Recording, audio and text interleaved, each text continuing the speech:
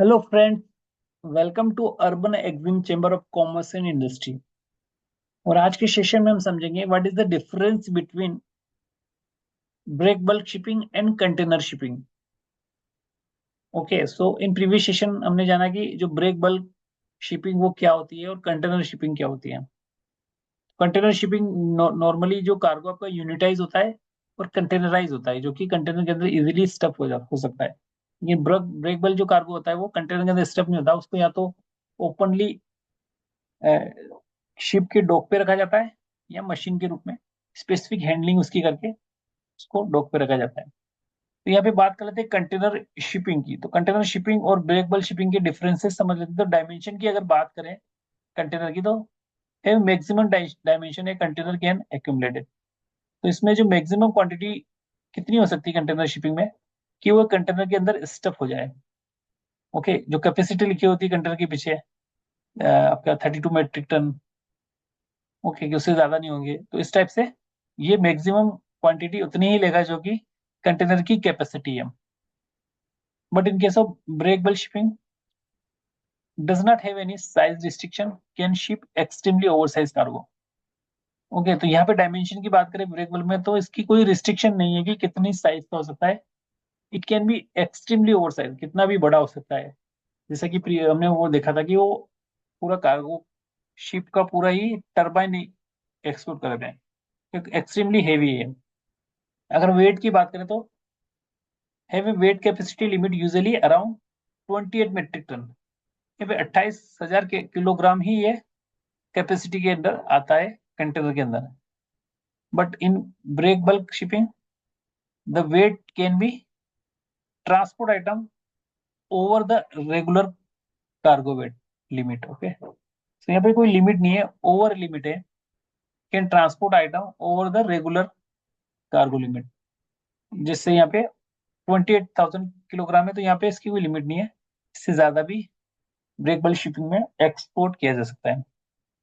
Fitting की अगर बात करें तो कंटेनर कार्गो की can be fit neatly stacked in top of the each and in hold the on the deck.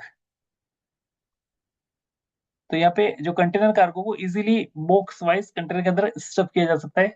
Fit इसकी इजीली हो जाती है, क्योंकि शिप के अंदर भी कंटेनर को वन बाय वन एक के ऊपर एक रख के इजीली स्पेस काफी कम ऑक्यूपाई होता है और कंटेनर रखे जाते हैं। But in case of break bulk cannot be stacked, need to individual lacing and securing. Okay, तो यहाँ पे क्या जो कंटेनर है वो प्रॉपर्ली पैक्ड है और एक कंटेनर के ऊपर एक कंटेनर रखे ऐसे इजीली किया जा सकता है। लेकिन इस ब्रेक बल में क्या स्पेशल टाइप की इसको लेसिंग करनी पड़ेगी, नहीं तो जब जहां चलेगा तो ये मशीन वहां पे मूव करके गिर सकती है, जिससे कि और कार को आपका डैमेज हो सकता है। तो यहाँ पे इसकी लेसिंग और सिक्योरिंग की बड़ी नीड्स होती है। अब लोडिंग की बात करें तो कंटेनर की लोडिंग जो होती है, कंटेनर शिपिंग की loading, container units can be lifted and move as a single unit by a crane.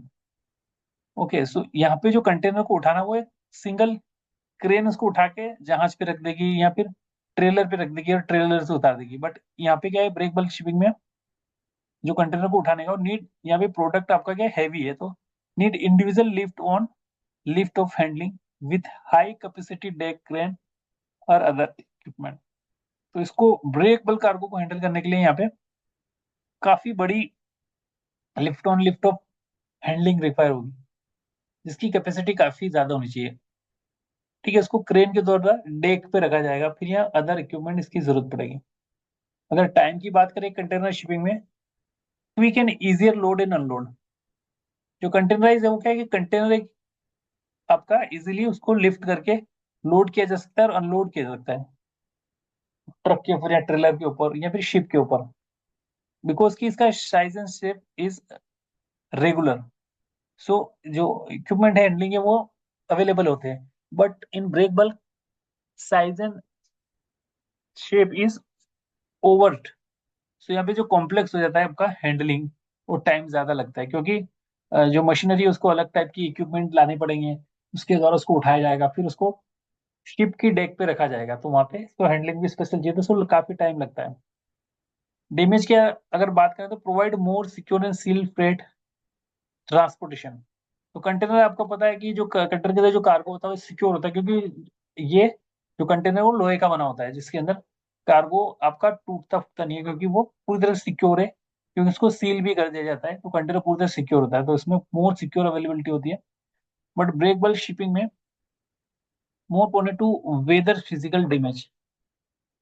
Okay, तो इसमें फिजिकल डैमेज होने के चांसेस होते हैं, क्योंकि ये ओपन रखा जाता है और ज्यादा सिक्योर नहीं है।